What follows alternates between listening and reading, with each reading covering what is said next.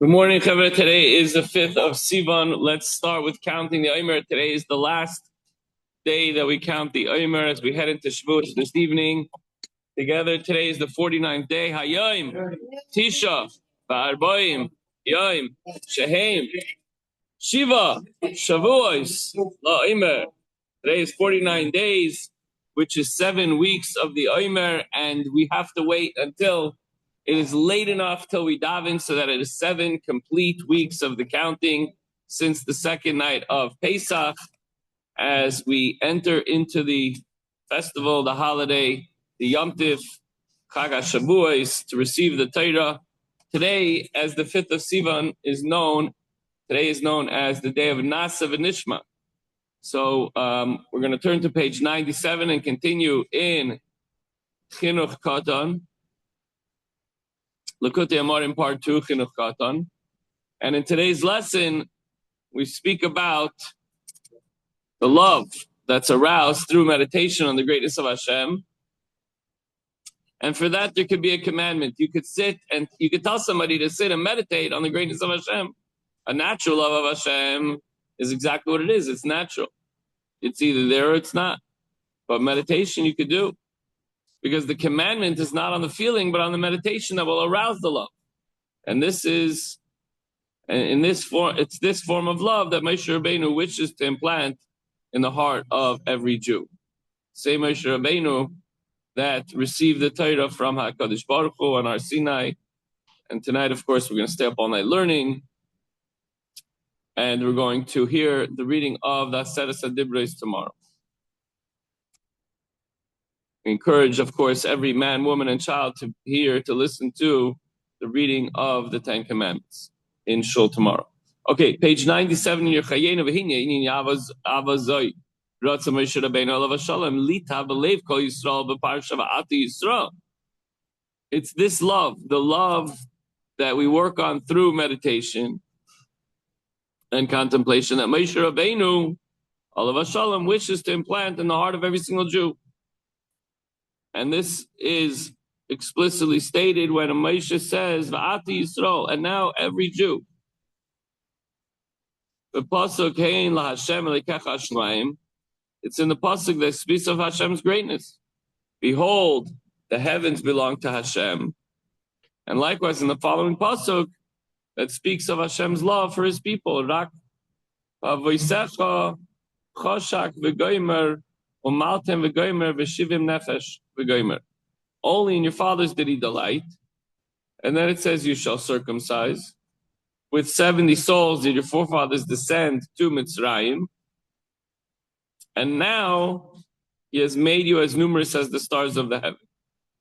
So all the above leads to the pasuk in the following chapter, which is V'ahavta v'gomer. You shall love Hashem with all your heart, might, and soul. L'chein siyam dvarav al ha'avak zoi, asher anechi mitzaveh eskem la'asoisa. And Moshe concludes his words in the later pasuk concerning this love, which it says, which I command you to do. Here then is the answer to the above question of how it's possible to do. How do you do love? If you're commanded to think about it and read certain psukim and prepare yourself, yes, then you could attain a certain love on demand. Shehi ava suya balev al yedei habina v'das b'dvarim ha'ma'oririm es ha'ahva. This is a love that is produced in the heart through the understanding and self-involving knowledge of matters that inspire love. Imagine when we're learning Torah all night and leading up to, especially today, the day of Nasa V'Nishma. We think about this love of Hashem. However, if this pasuk is in fact referring to the kind of love that's created through contemplation, should it not first command one to first contemplate? And Taka indeed so. The Alter Rebbe goes on to say, Al zet tzivak kvar tchila v'hayu hadvarim ha'ela asher neichim etzavecha hayoyim ala levavecha. And this He has commanded previously in the first paragraph of Shema. And these words, which I command you today, should be upon your heart. Yidei shal zeh al yidei zeh tavoi lahavas Hashem. Yidei isa b'sifrei al pasuk zeh. B'sifrei. So that through this meditation, you will come to loving Hashem. as is stated in the Sifrei on this verse.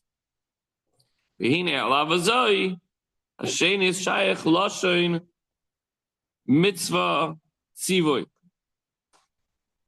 An expression of command which I command you to do, to love, can thus be applied to this second type of intellectually generated love. So it might seem that to command a person to experience love would be either fruitless or superfluous. Not so, however, when it comes to the kind of love that's born of contemplation. So here one can indeed be given a command. Tahainu, lasum libe v'daita b'dvarim ha'ma'oirim asa'ava. Namely, a person can be commanded to focus one's heart and mind on matters that arouse love. But when it comes to the first kind of love, the natural love, when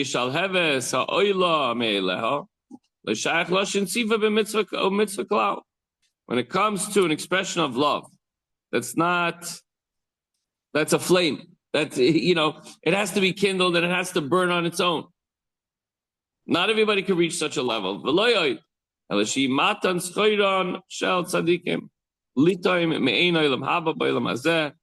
the reward of the tzaddikim to savor a taste of olam haba in this world. So in the world to come, the holy tzaddikim bask in the rays of the divine presence. They delight in their perception of godliness. They feel and sense Hashem, and it is this delight that tzaddikim can enjoy in this world while they serve Hashem with love. They get a little foretaste of the blissful Gan Eden.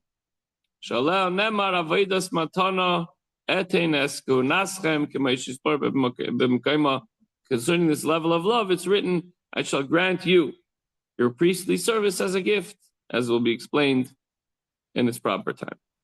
So namely, we're talking about the divinely bestowed gift of Ahava B'tainugim, which is discussed there.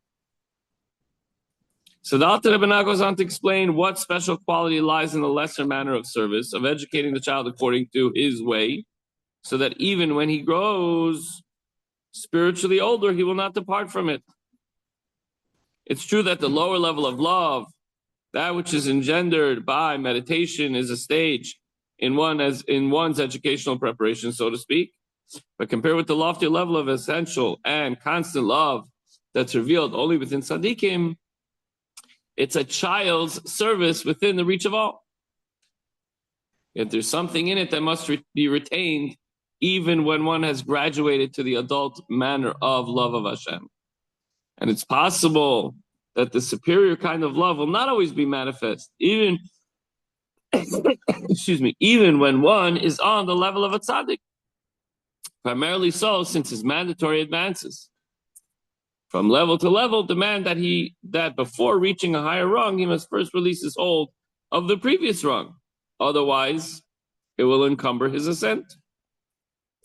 When the tzaddik is bereft of his own level of love, he then nourishes his divine service with a resource that harks back to the spiritual childhood, with a love born of meditation, the lower level of love in which he was schooled before he attained the state of a tzaddik. What's the takeaway for this? As we head into Shavuos, the biblical commandment to love Hashem, it's not like a suggestion from the rabbis. It's mamish. We read it every single day in the Shema. We might take it for granted. The commandment to love Hashem is really a commandment to learn about Hashem and meditate on His greatness. How many people do that? We just say the words. But we have to meditate on the greatness of Hashem and be thankful for everything that He gives us. And when we do this, then we will be able to maybe scratch the surface and come to love Hashem. Chevra, have a wonderful Yontif.